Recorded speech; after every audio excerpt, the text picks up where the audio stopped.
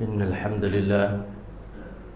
لله نحمده ونستعينه ونستغفره ونؤمن به ونتوكل عليه ونعوذ بالله من شرور أنفسنا ومن سيئات أعمالنا من يهده الله فلا مضل له ومن يضلل فلا هادي له أشهد أن لا إله إلا الله وحده لا شريك له وأشهد أن سيدنا وحبيبنا ومولانا محمدا عبده ورسوله أما بعد لقد قال الله تبارك وتعالى في القرآن المجيد بعد أعوذ بالله من الشيطان الرجيم بسم الله الرحمن الرحيم يا أيها الذين آمنوا كتب عليكم الصيام كما كتب على الذين من قبلكم لعلكم تتقون وقال تعالى يريد الله بكم اليسر ولا يريد بكم العسر ولتكملوا العدة ولتكبروا الله على ما هداكم ولعلكم تشكرون وقال النبي صلى الله عليه وسلم من قام رمضان إيمانا واحتسابا غفر له ما تقدم من ذنبه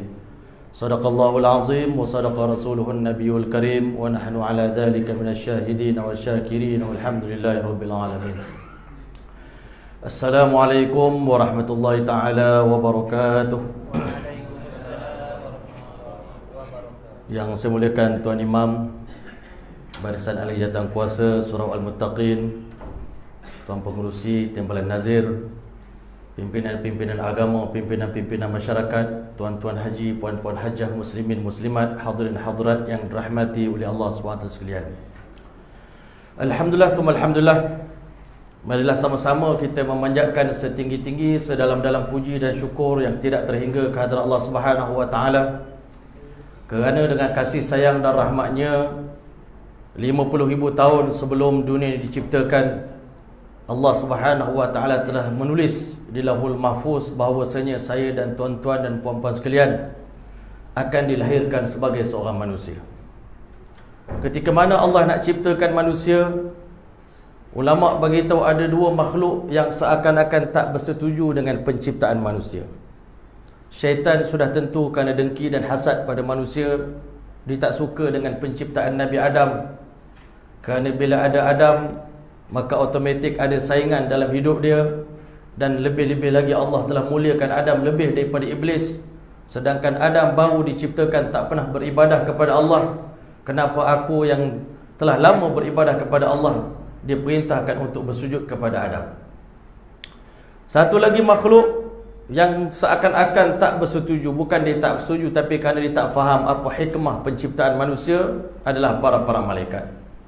Mereka tanya pada Allah Subhanahu wa taala, qalu ataj'alu fiha may yufsidu fiha wa yasfiku ad-dima'. Wahai Allah, patutkah engkau ciptakan di muka bumi ni makhluk yang nantinya akan banyak buat kerosakan di muka bumi dan melakukan pertumpahan darah? Waktu itu Allah Ta'ala yang maha pengasih, yang maha penyayang, yang begitu bangga dengan manusia, mempertahankan kita semua. Allah beritahu, qala inni a'lamu ma la ta'lamun, aku tahu banyak benda yang kamu tak tahu. Jadi malaikat sekian lama dia tak faham apa maksud qala inni a'lamu ma la ta'lamun, aku tahu benda yang kamu tak tahu. Manusia kamu tengok pada zahirnya, kerana manusia ni diciptakan daripada tanah. Kita tengok tanah macam tak ada apa-apa harga. Kita dulu mungkin duduk kawasan sini daripada kecil, kita tak tahu pun tanah ni satu hari nanti bakal menjadi berharga sampai tahap juta-juta ringgit. Orang Kuala Lumpur, dia tak tahu nilai hartanah tu akan tinggi. Orang duduk di bandar, bahkan sekarang di kampung, kawasan Hulu Langat, harga tanah sampai mencecah juta-juta ringgit. Orang dulu tak tahu masa dia beli tanah tu, dia tak tahu nilai tanah.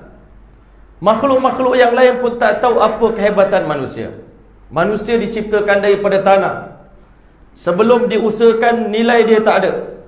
Tetapi setelah diusahakan, makin diusahakan, makin maju tanah itu, makin tinggilah harganya. Maka tuan-tuan yang mulia, akhirnya Allah SWT lahirkan kita semua ke muka bumi. Di kalangan kita ada yang taat, ada yang durhaka kepada Allah SWT, terutama di kalangan umat Nabi Muhammad SAW. Ketika mana kita nak dihantar ke muka bumi, Allah SWT telah mengambil perjanjian daripada kita semua. Aku bakal mengutuskan kamu ke dunia. Maka di saat itulah kita berjanji dengan Allah SWT, Inna salati wa nusuki wa mahyaya wa mamati lillahi rabbil alamin. Sesungguhnya ya Allah, nanti bila kami datang ke dunia, sembahyang kami, harta benda yang kau bagi pada kami, seluruh sembahyang kami, ibadah kami, pengorbanan kami, kekuatan kami, tenaga kami, bahkan hidup kami, mati kami, lillahi rabbil alamin. Ini janji kami pada Allah. Kerana itulah Allah Subhanahu wa taala perintahkan kita untuk beribadah kepada Dia. Ibadah yang Allah perintahkan kepada kita ni macam-macam jenis ibadah. Ada kala Allah nak tengok sejauh mana kita punya ketaatan, Allah suruh kita sembahyang. Kenapa kita kena solat? Imam Shah Waliullah Dahlawi menulis dalam kitab Hujjatullahul Balighah, manusia ni Allah ciptakan daripada dua unsur, roh dan jasad. 11 bulan kita ni bagi makan roh kita, layan roh kita.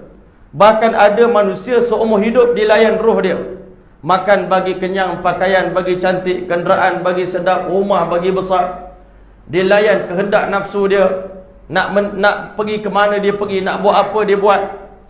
Dia jaga sungguh-sungguh roh dia, jasad dia. Tuan-tuan yang mulia, tetapi ulama bagi tahu sejauh mana kita membina jasad kita.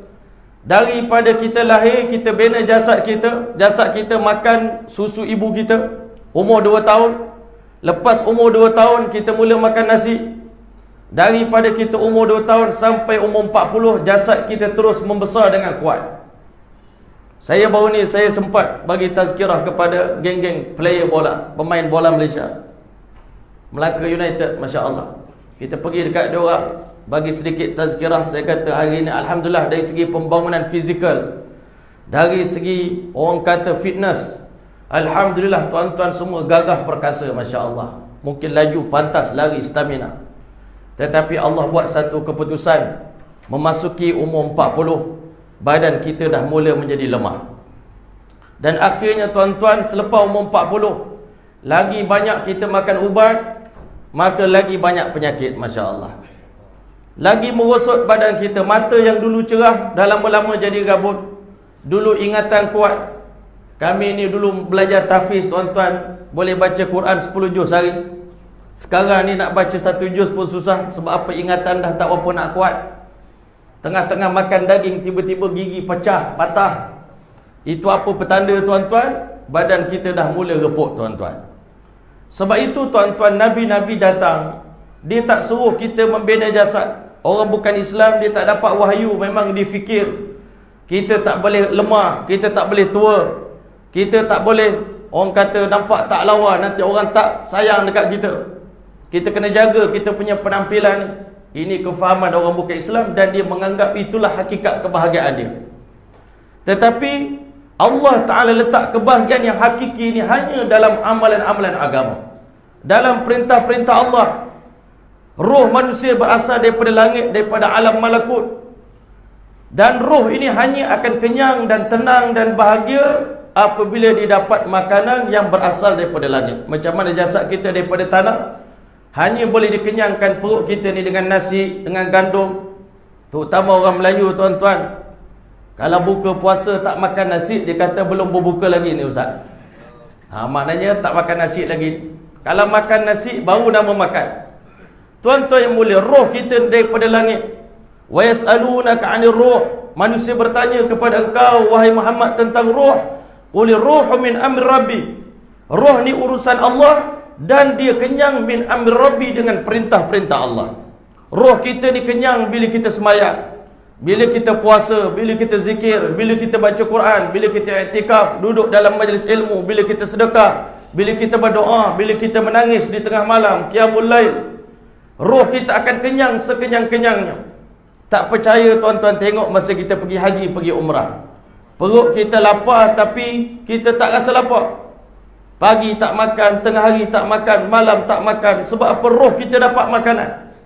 11 bulan kita bagi jasad kita makan kenyang-kenyang. Alhamdulillah.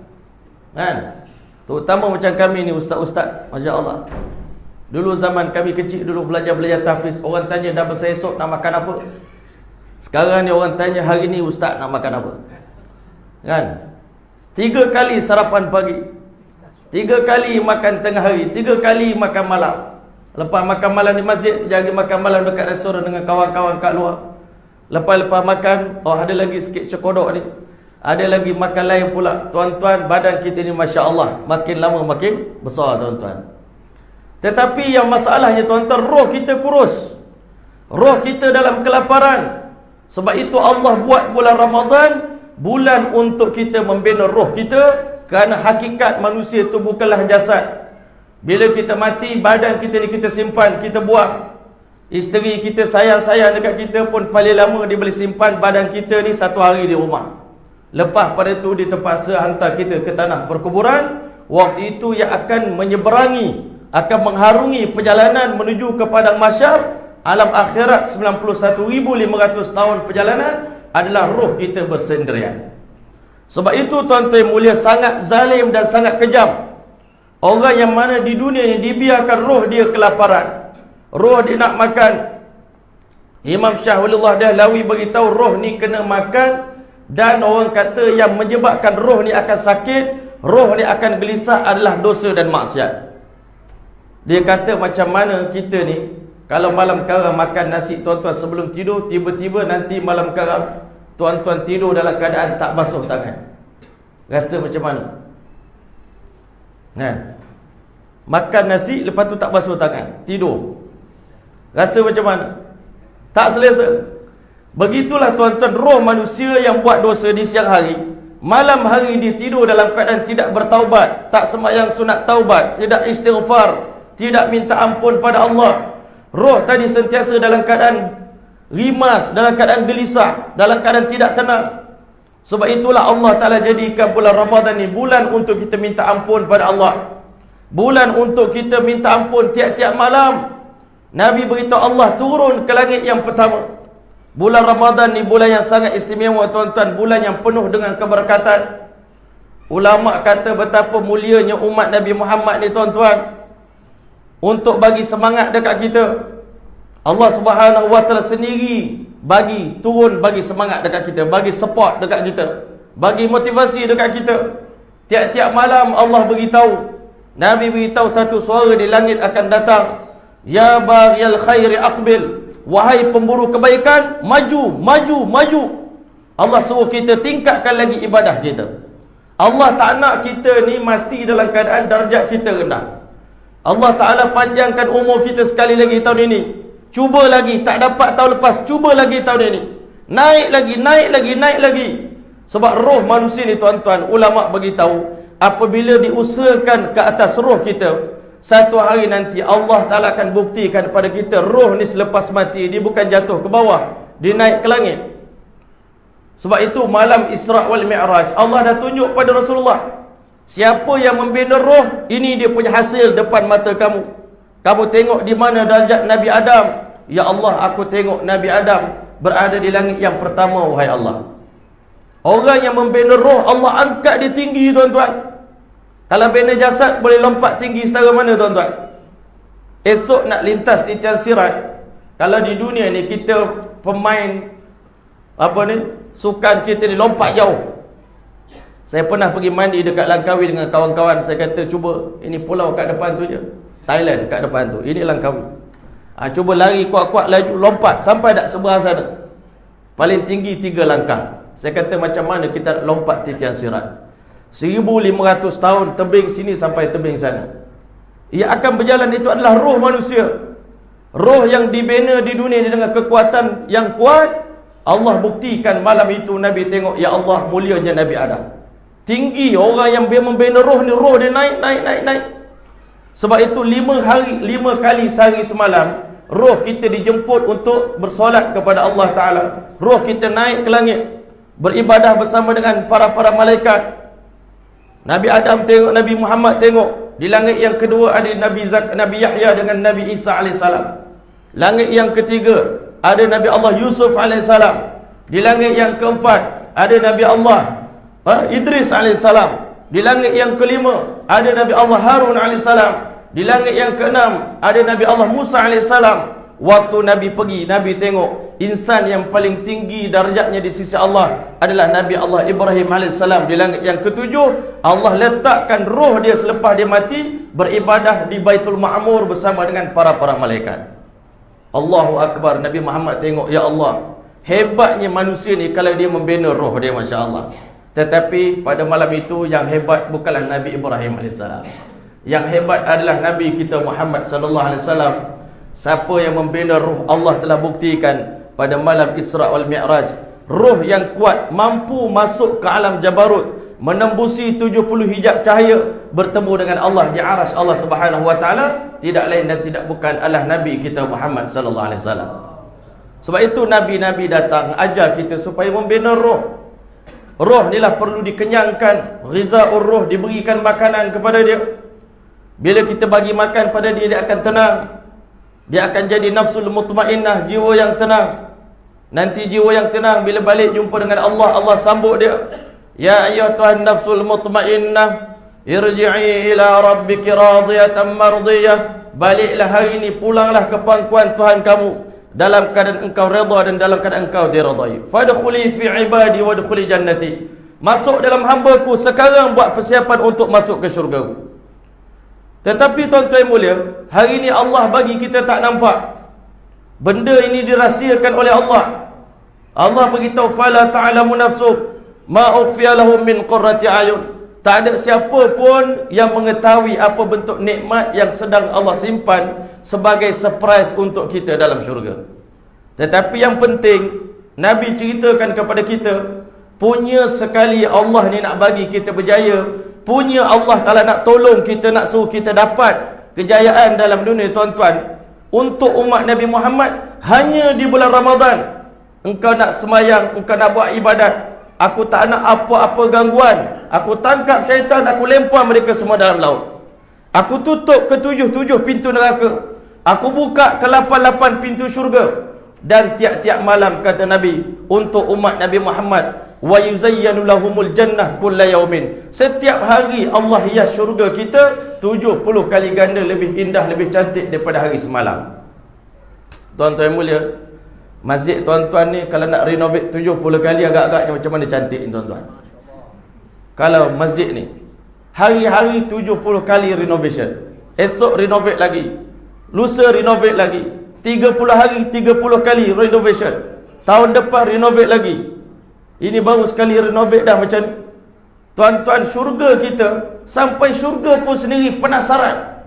Ya Allah, kami dah cantik, dah indah, bila gamaknya engkau nak serahkan Tuhan kami? Sebab Nabi beritahu nanti kita dalam syurga, bodyguard kita ni 80,000 malaikat jaga kita seorang-seorang. 80,000 malaikat.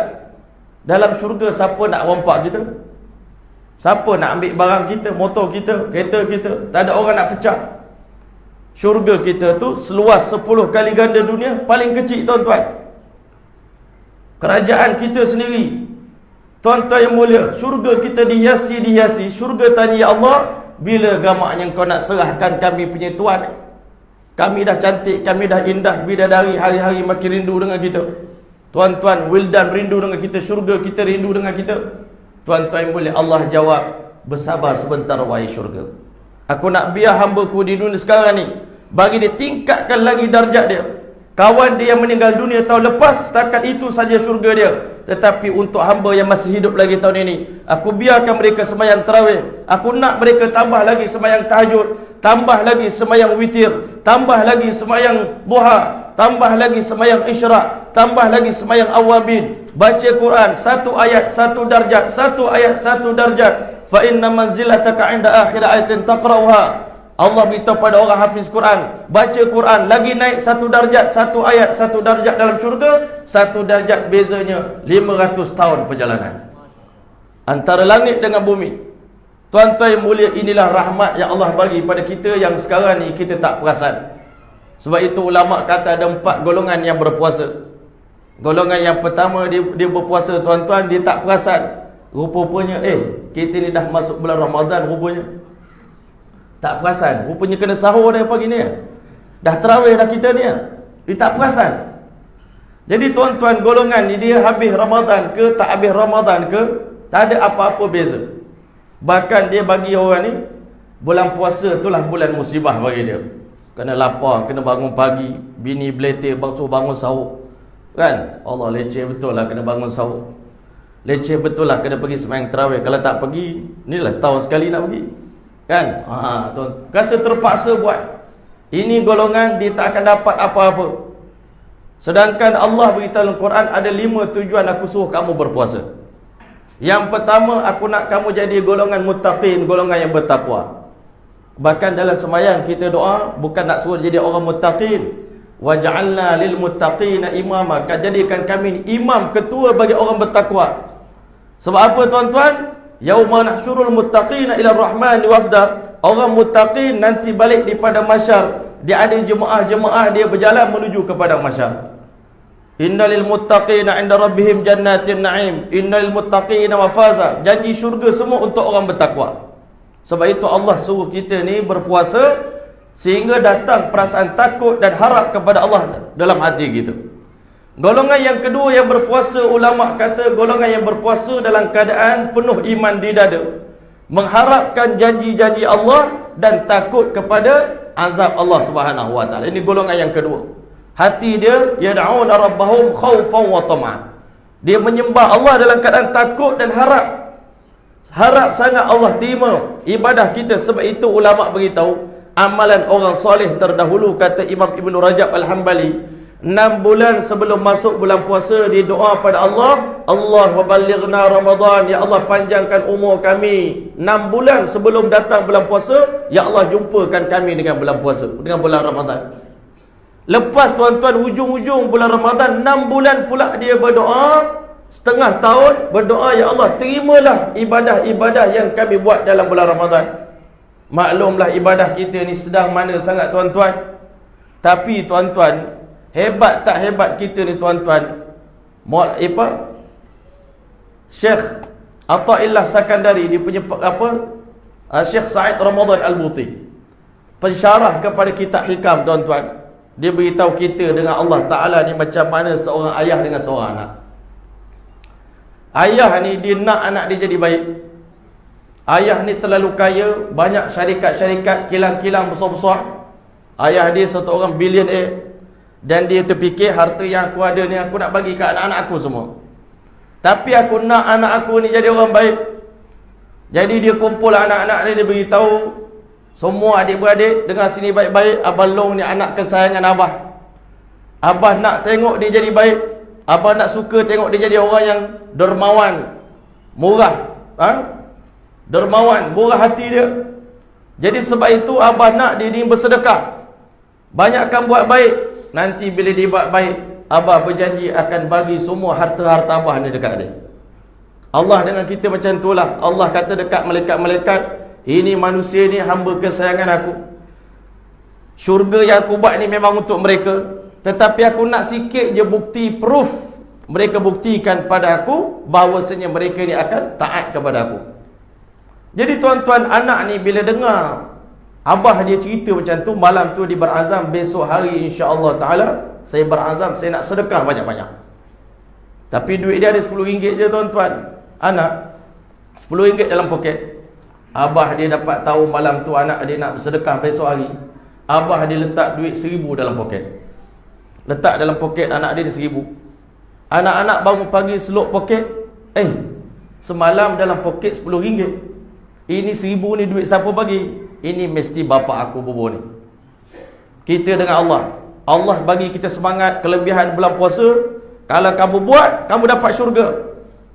Bila kita nak buat, Allah bagi taufik, kekuatan.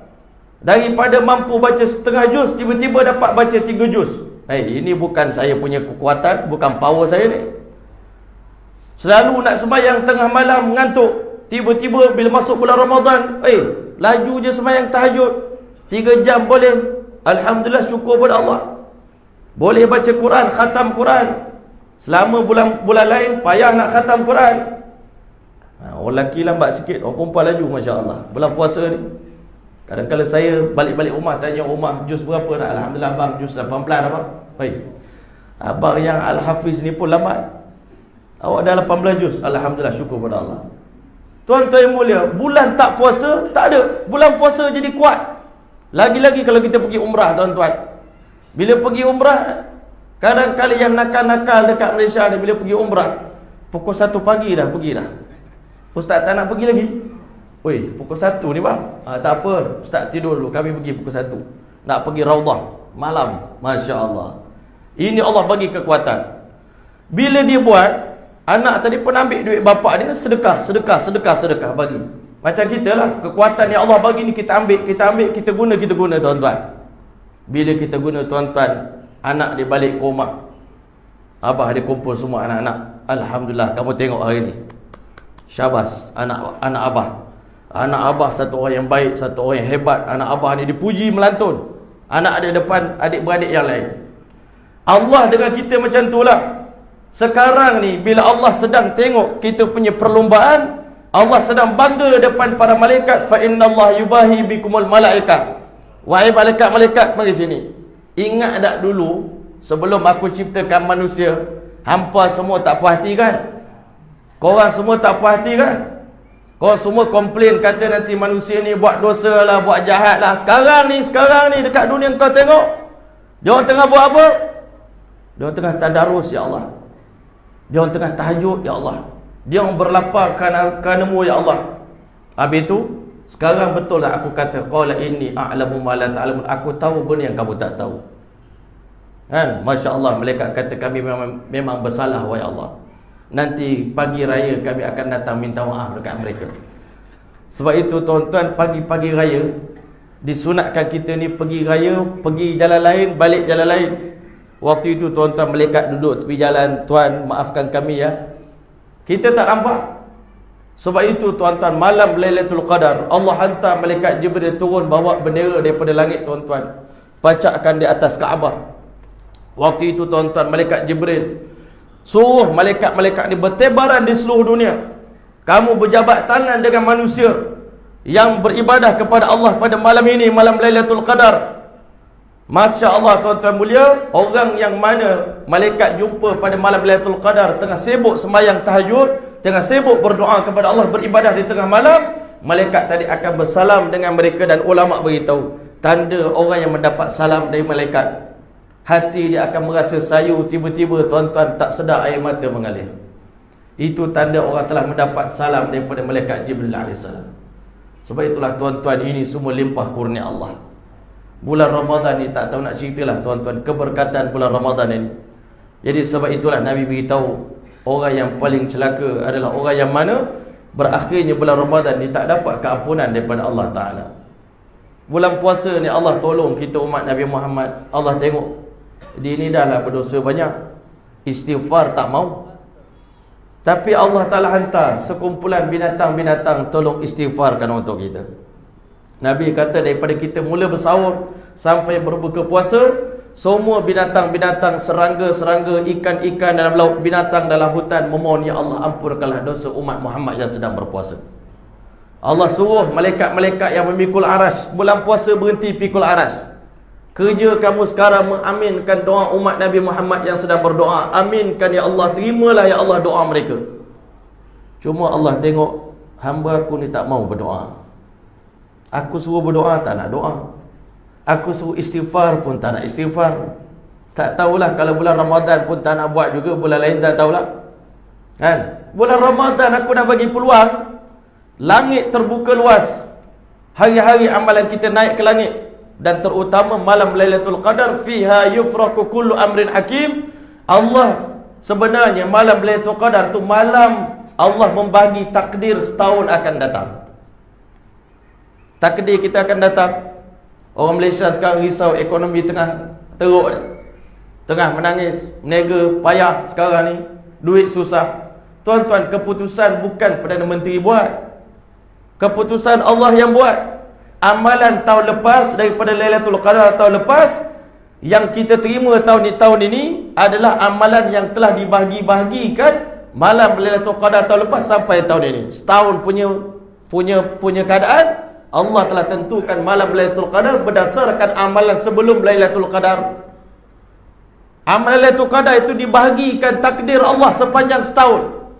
Fiha yufraqu kullu amrin hakim. Allah bagi-bahagikan takdir-takdir Allah Ta'ala. Kalau kita nak takdir elok, sebelum Lailatul Qadar ni semua orang buat baik, Allah bagi malam tahun depan, setahun akan datang, hidup kita bahagia, hidup kita seronok. Tapi kalau sebelum Lailatul Qadar, amalan umat Nabi Muhammad tidak menggembirakan Allah, bukan di Malaysia saja, seluruh dunia Allah Ta'ala bagi, keadaan tak selesa bagi kita semua. Sebab itu tuan-tuan, Masya Allah, Allah bagi kita ni layan kita sangat istimewa. Dan tuan-tuan, satu hari bila Nabi ceritakan tentang kisah dua orang Nabi di kalangan umat Nabi Musa AS, itu Nabi Syam'un. Tahukah kamu, wahai umatku, ada dua orang di kalangan Nabi umat Nabi Musa AS, mereka ni punya jihad mereka, khuruj mereka berkorban di jalan Allah ni.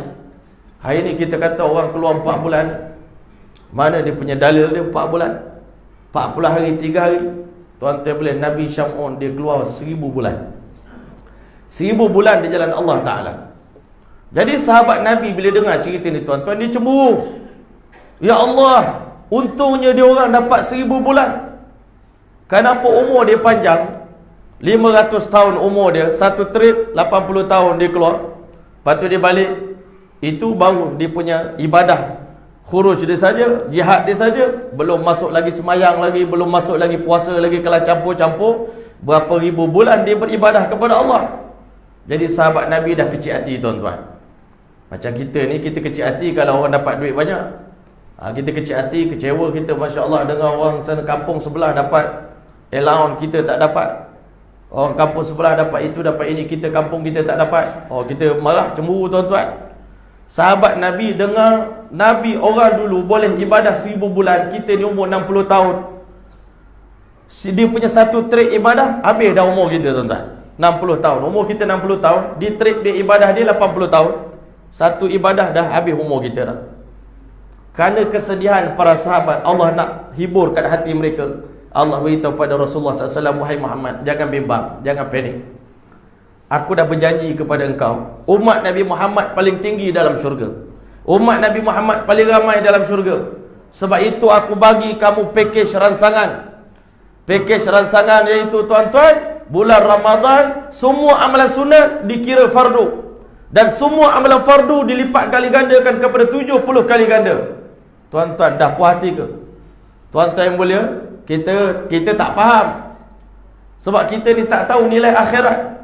Rasa-rasa okey lah kot, dapat yang sunat, dapat pahala fardu. Yang fardu dapat pahala 70 kali ganda. Sebenarnya ulama' kata bukan senang nak kira fardu. Satu amalan fardu ditimbang dengan amalan sunat, 70 kali buat amalan sunat baru dapat satu pahala fardu. Kalau tuan-tuan nak dapat pahala macam sembahyang isyak tadi, kena ulang 70 kali sembahyang sunat, 2 rakaat 140 rakaat baru dapat satu pahala sembahyang fardu isyak tadi. Tapi kita tak nampak, tak faham, kan? Kita tak faham kasih sayang Allah pada kita. Allah tengok, tak tinggi lagi darjat dia orang ni. Setakat aku bagi yang pahala fardu, tak tinggi lagi. Aku kena bantu mereka dengan Lailatul Qadar. Rupanya, tuan-tuan, Masya Allah, kalau ikut sebenarnya tak asyik, tuan-tuan. Malaikat kata tak asyik. Sebab apa? Ibadat setengah malam bagi pahala 83 tahun. Kalau umat lain kena buat dulu baru dapat. Umat Nabi Muhammad buat sikit, Allah kira banyak ni macam mana. Ibadah setengah malam, pahala 83 tahun 4 bulan. Allahu Akbar. Ulama' kata kalau dapat 10 kali je Lailatul Qadar seumur hidup, cukup dah, tuan-tuan. Macam kita hidup 800 tahun lebih. Dan ulama' pula saya baca dalam kitab, punya sayang Allah dengan umat Nabi Muhammad. Lailatul Qadar ni macam sebuah pertandingan Allah buat dekat kita. Letak depan korang ni 10 kotak.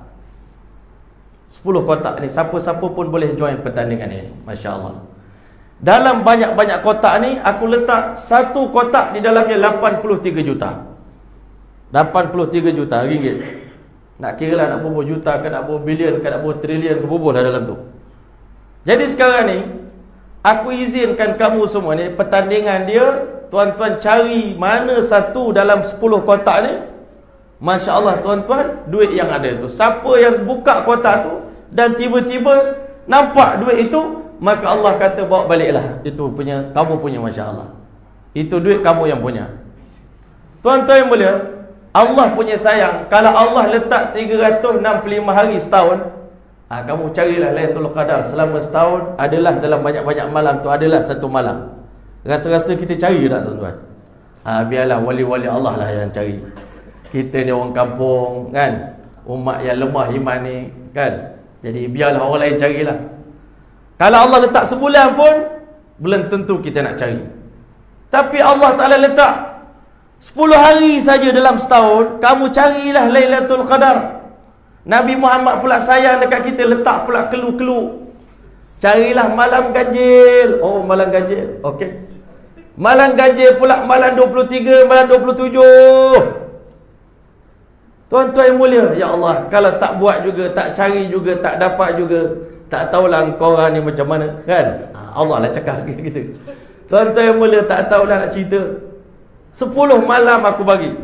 Saya pernah berpuasa di Ghana, tuan-tuan, tahun 2016. Saya tengok orang Ghana ni beberapa kelebihan yang tak ada di Malaysia. Yang pertama sekali, tuan-tuan, negara yang mana rakyatnya tak ada isap rokok. Pernah ke kita faham, kita terfikir ada satu negara yang mana seluruh rakyat dia tak isap rokok? Jadi kita ni, tuan-tuan, kadang-kadang kita pergilah mengempit dekat dia orang. Hong Kong tak isap rokok kan? Dia tanya dengar soalan tu pun dia pelik dah. Apa pasal kau tanya soalan ni? Kalau kat Malaysia kita cakap kau tak isap rokok kan? Kita cakap saya tak isap rokok. Oh, pelik ustaz tak isap rokok kat Malaysia ni kalau tak isap rokok pelik. Kat sana tak pernah ada soalan itu. Dia kata daripada kami beli rokok, biar kami beli makanan ustaz. Rupanya susah sangat orang di sana. Ustaz-ustaz ngajar tahfiz, ada yang gaji RM50, ada yang tak ada gaji, tuan-tuan. Kesian orang. Tapi tuan-tuan, walaupun dia miskin, malam yang pertama kelebihan di sana, tuan-tuan, semua orang kampung semayang berjemaah. Kalau laki-laki 40 orang, 40 lah dalam kampung tu semua orang semayang berjemaah.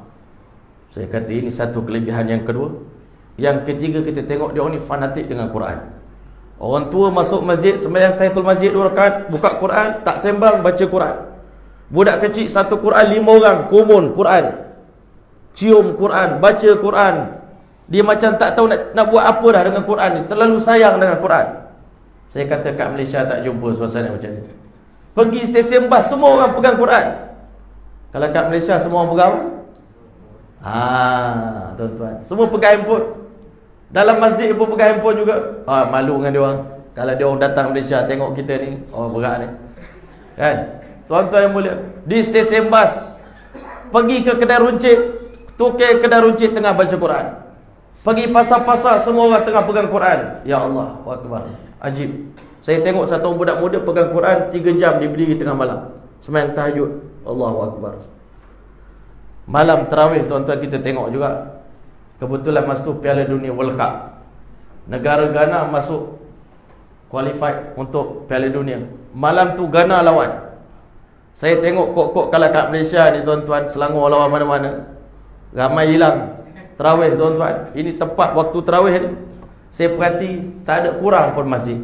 Budak-budak muda ke orang tua ke tak terkesan dengan bola. Yang paling hebat sekali 10 hari akhir bulan Ramadan, saya tengok Masya Allah pukul 12 malam satu kampung turun. Tadi pukul 11 malam berhenti sembahyang tarawih, pukul 12 buka lampu solok seterang-terangnya, satu kampung turun. Kita ni kata bila masa pula kita nak tidur, memang tak boleh tidur. Rupanya, tuan-tuan, amalan mereka 10 hari terakhir bulan Ramadan, mereka tak akan tidur sampai ke pagi. Betul-betul sunnah Rasulullah.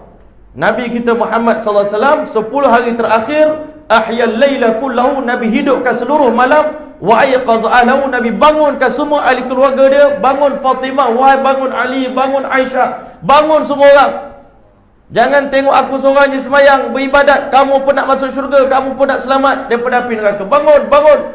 Ini Nabi SAW. Dah tak tidur dah 10 hari akhir. Jadi rupanya saya tengok masyarakat Ghana memang tak tidur 10 hari akhir. Tok Imam datang naik ke depan, Masya Allah, 1 rakaat 1 juz. Imam bawa 10 rakaat, maknanya sampai subuh 10 juzuk. Bukan baca nak habis cepat, dia memang nak habiskan seluruh malam tu dengan ibadah, dengan qiyamul lail. Agak-agak dapat tak malam Lailatul Qadar kalau macam tu? InsyaAllah lah dapat. Tiap-tiap malam dia buat, Tiap-tiap malam masjid buat qiyamul lail. Dapatlah Lailatul Qadar. Tahun lepas tuan-tuan, tanggal 23 Ramadan, saya bawa balik daripada ceramah balik ke Pahang tuan-tuan dalam perjalanan. Saya kata Masya Allah, gaya Lailatul Qadar ni. Sebab apa tuan-tuan? Kita berjalan punya tebal kabus tu macam berjalan dalam awan, macam naik kapal terbang. Oi, awan ni. Ambil semayang sekejap, semayang tahajud dalam kereta tuan-tuan. Sambil-sambil duduk pun boleh semayang. Apa masalah? Nabi Muhammad SAW naik kuda pun semayang tahajud, semayang apa tengah malam. Kita semayang. Keesokan pagi tuan-tuan, dengar berita kematian satu orang sahabat kita, rakyat Malaysia, mati, meninggal dunia di Madinah Al-Munawwarah. Man, saudara Badrul Munir, Masya Allah. 23 Ramadan, 22 Ramadan dia pergi ke Mekah, pergi ke Madinah, nak menunaikan umrah. Kawan-kawan kata, tunggulah dulu, kita kan janji bulan 12. Ini bulan akhir Ramadan ni mahal. Memang mahal pun. Tahun ni saya pergi 20,000 paling murah tuan-tuan. Daripada 20,000 sampai 45,000, itu korang panggil rate akhir Ramadan. Siapa berani boleh pergi, insya-Allah taala. Jadi tuan-tuan yang mulia, kawan-kawan kata ni mahal ni, tak apa nak pergi juga. Dia pun pergi tuan-tuan. Sampai di Madinah petang, asar, sembahyang maghrib, sembahyang isyak, sembahyang tahajud, sembahyang subuh, sembahyang jenazah. 5 kali sembahyang di Madinah. Lepas subuh dia kata, jom kita ziarah Nabi SAW. Sebelum dimulakan ziarah ni, sahabat saya Maulana Jamal beri sedikit keterangan taklimat apa adab kita nak ziarah Rasulullah SAW. Maka tuan-tuan boleh semua pun dah dengar. Masuk daripada pintu Babus Salam 8 orang. Dia orang cerita berpecah lagi daripada 8 tinggal 5. Berpecah lagi tinggal 3. Last sekali Badrun ni paling depan sekali tuan-tuan. Sampai di depan makam Nabi SAW. Di saat dia sedang bagi salam, Assalatu wassalamu alaika ya Rasulullah, di waktu itulah Allah hantar malaikat Israel cabut nyawa si Badrul Munir ini, betul-betul depan makam Nabi Muhammad sallallahu alaihi wasallam. Siang tu saya dapat berita tu tuan-tuan, Allahu Akbar, nangis saya. Saya kata, ya Allah, dia ni satu orang yang manusia biasa, tak terkenal, tak ada siapa pun, tak masuk TV, tak masuk radio pun. Tuan-tuan yang mulia, matinya pada hari dia mati, Allah bagi 10 kelebihan, 10 package pada hari dia mati, yang mana tak mungkin orang lain boleh dapat macam dia. Aku ni yang ustaz ni macam ni pun ceramah siang malam ni, rasa-rasa satu daripada apa yang dia dapat tu nak dapat pun bukan senang. Tuan-tuan yang mulia, yang pertama matinya di Madinah Al-Munawwarah. Ya, Sayyidina Umar radhiyallahu anhu sendiri berdoa pada Allah, Allahumma rzuqni syahadatan fi sabilik waj'al mauti fi baladi habibik. Jadikan kematian aku di bumi Madinah Al-Munawwarah. Sayyidina Umar minta nak mati di Madinah, sahabat kita ni mati di Madinah. Kemudian orang mati di Madinah banyak. Nak cari yang mati dalam Masjidil Haram itu susah. Mati tepi jalan banyak. Dalam masjid tak ramai. Dalam masjid mungkin ada, tapi nak mati dalam raudhah bukan senang. Tetapi ulama kata yang paling payah sekali nak jumpa satu orang yang mati depan makam Nabi Muhammad sallallahu alaihi wasallam.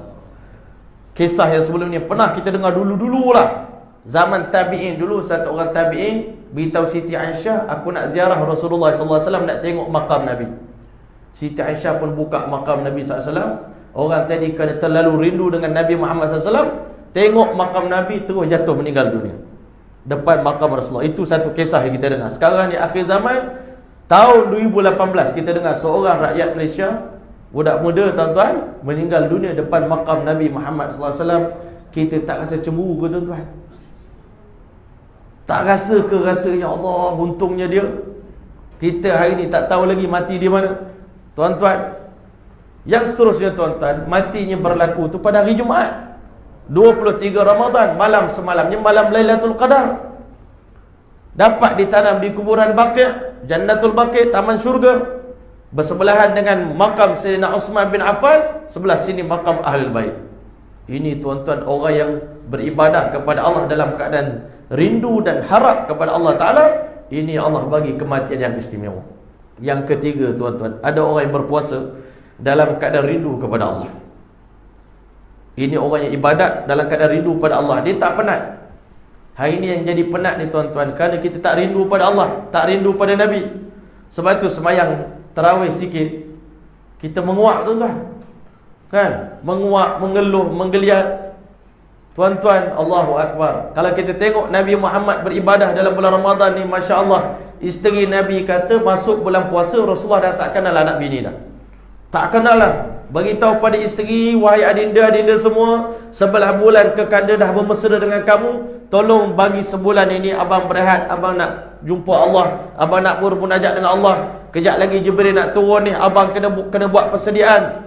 Nabi ni bila dapat tahu Jibril nak turun, nak dengar bacaan dia, tadarus dengan Nabi, Nabi Muhammad akan sedekah sebanyak-banyaknya duit yang dia ada, kerana berterlalu gembira dan bersyukur Allah hantar malaikat Jibril nak jumpa dengan dia, rindu dengan Jibril. Tuan-tuan yang mulia, ini tuan-tuan orang yang beribadah dalam keadaan rindu kepada Allah. Contohnya Sayyidina Osman bin Affan. Sayyidina Osman ni hari dia meninggal dunia, tuan-tuan, adalah hari dia saat dia sedang berpuasa. Dia berpuasa hari itu lapar. Tengah hari dia pun tidur sekejap, ambil masa qailulah, tuan-tuan, amalkan sunnah Nabi, tidur sekejap lepas zuhur.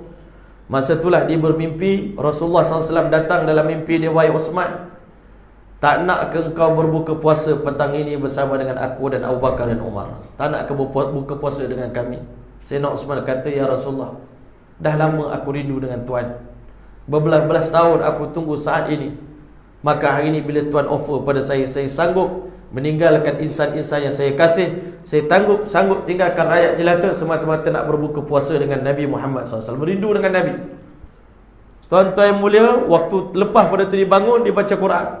Tengah dia baca Quran, musuh Islam ambil pedang pancung kepada Sayyidina Osman. Darah menyimbah atas Quran. Dia meninggal dunia dalam keadaan rindu pada Rasulullah, meninggal dunia dalam keadaan tengah membaca Al-Quran. Tetapi ulama kata di sana ada lagi makam yang paling tinggi sekali, tuan-tuan, di kalangan manusia ni, yang mana dia beribadah kepada Allah. Bukan dia rindu kepada Allah, tapi Allah rindu nak tengok dia punya ibadah dia, Masya Allah. Itulah ibadah para Nabi, tuan-tuan. Nabi Muhammad ni ibadah dia tu menghiburkan Allah. Allah beritahu, aku tengok gerak-geri kamu, wa taqallubaka fis sajidin, engkau berbolak-balik dalam bersujud. Kau angkat takbir tu, Allahu Akbar. Allah seronok tengok takbir Nabi. Allah tengok Nabi punya bacaan. Sebab itu Nabi bila dia sembahyang tahajud, dia tak baca laju-laju.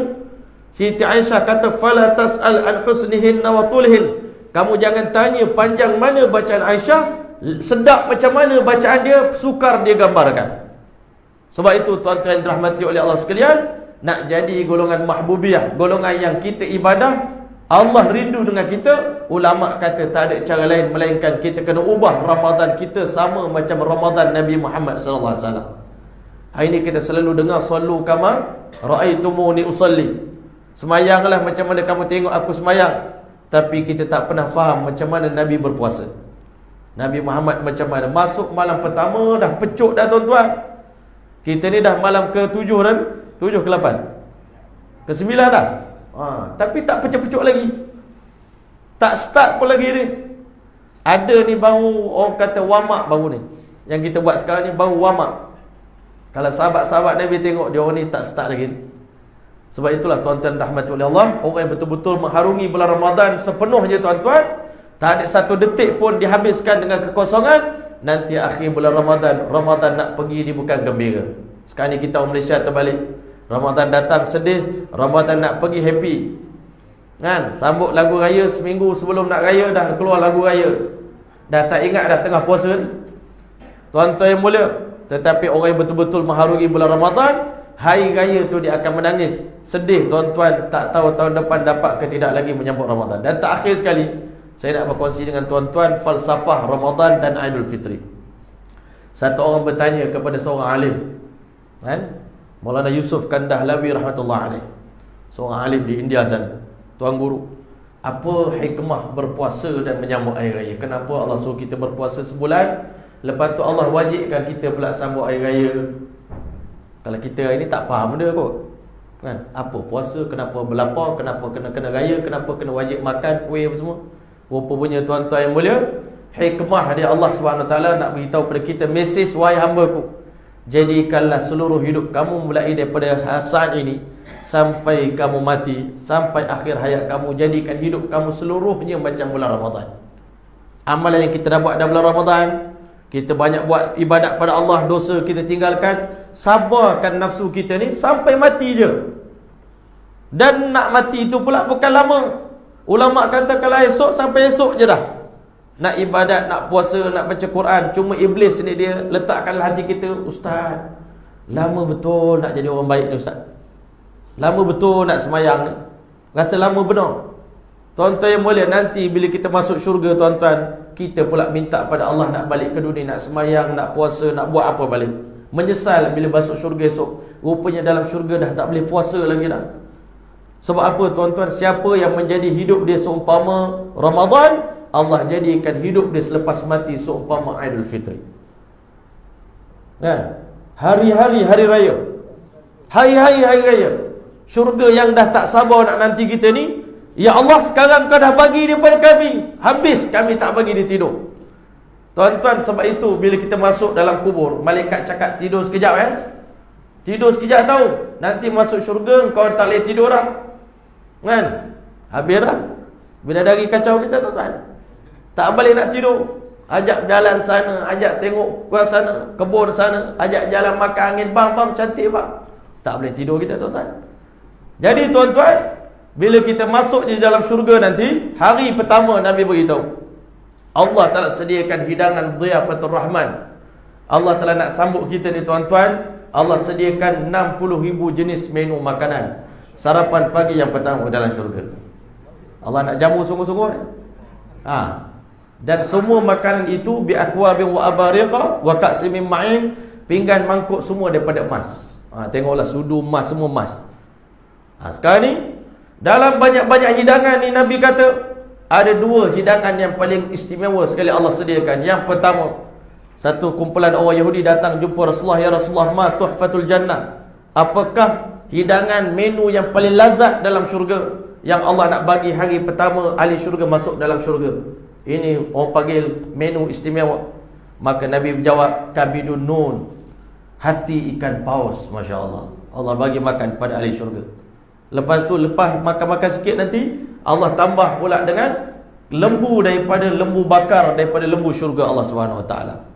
Jadi tuan-tuan, kita pun duduk atas ni, wallah alam lah, meja ke duduk di bawah ke tak tahu kan. Tapi kita duduk nak jamu makanan. Dekat-dekat kita nak jamu makanan, Allah Ta'ala pun Masya Allah ucapkan ahlan wa sahlan wa marhaban, selamat datang wahai hamba-Ku, selamat kembali, Alhamdulillah kan. Allah bagi salam dekat kita semua. Dan sebelum makan, aku nak ucapkan satu ucapan kepada kamu semua, kulu washrabu, makanlah sepuas-puasnya, minumlah sepuas-puasnya air daripada minuman syurga. Hani'an, congratulations, tahniah buat kamu semua, bima aslaftum fil ayyamil khaliyah, kerana kau orang semua dekat dunia dulu selalu berlapar kerana aku.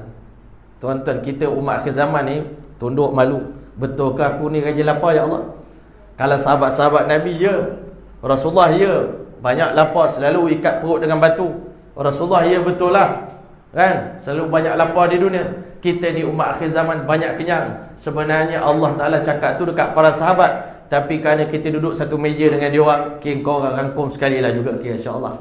Kira kau orang pun termasuklah juga dapat congratulations daripada Allah, kerana selalu berlapar dekat dunia dulu. Padahal puasa ni sikit je kan. Sahabat Nabi banyak lapar. Tetapi tuan-tuan, selepas daripada hari itu, Allah SWT beritahu, wahai ahli syurga, bergembiralah, selepas pada hari ini tidak ada lagi kematian, tidak ada lagi sakit, tidak ada lagi tua, muda selama-lamanya, dan nikmat selama-lamanya. Buat selama-lamanya kamu akan mengecap nikmat demi nikmat yang tidak ada kesudahannya. Masya Allah.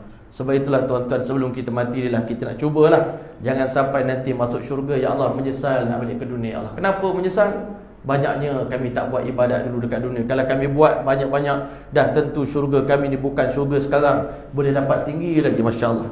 Dan Nabi SAW pernah beritahu, nanti dalam syurga ada sebuah mahligai yang terapung di udara. Sahabat Nabi tanya, ya Rasulullah, macam mana gamaknya kita nak naik ke syurga itu? Kena pakai tangga ke, pakai apa ke, pakai lift ke, pakai apa? Nabi SAW beritahu, kita terbang je naik sampai ke sana. Masya Allah kan? Inilah syurga yang sedang Allah simpan untuk kita. Kalau kita tahu benda tu tuan-tuan, rasanya berkira tak dengan Allah Ta'ala? Nak berkira tak dengan Allah Ta'ala? Tak boleh nak kira lah tuan-tuan. Allah bagi kita ni super VVIP punya layanan kan? Masya Allah. Kita ni nak masuk hotel dekat dunia pun dah masya-Allah. Kan, saya pergi umrah dulu mula-mula kenal Safwa Tower tu. Pergi, ini aku ni tak layak duduk hotel ni. Terlalu besar sangat rasanya. Kan? Tetapi tuan-tuan, syurga tu lebih lagi hebat lagi Allah Taala nak bagi pada kita. Jadi kan itulah tuan-tuan, ini bulan Ramadan sedang rancak ni sebenarnya tuan-tuan. Sepatutnya kita ni sekarang ni bukan lagi main juz 3 dah tuan-tuan. Patutnya dah juz 18, juz 20. Kan? Dan terakhir sekali tuan-tuan, betul ke kita ni pengikut Imam Syafi'i? Kan? Saya kata beritahu kita ni, masya-Allah, kami ni pengikut mazhab Imam Syafi'i. Tapi Imam Syafi'i khatam Quran 60 kali dalam bulan puasa. Habis itu kita ni yang pengikut dia tuan-tuan berapa kali khatam Quran? Ini semua tuan-tuan sikit-sikit lah, sindir-sindir. Tapi bukan nak bagi kita marah, tapi ini sebagai muhasabah untuk kita semua. Mudah-mudahan insya-Allah taala berakhirnya bulan Ramadan dalam keadaan kita mendapat redha daripada Allah SWT. Sekian dulu daripada saya insya-Allah.